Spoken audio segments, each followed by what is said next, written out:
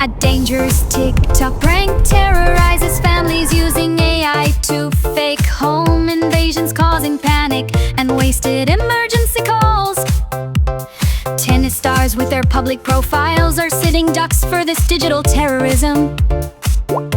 The tech is so advanced, police can keep up. This isn't harmless, it's psychological warfare, traumatizing innocent people. The question isn't if, but when your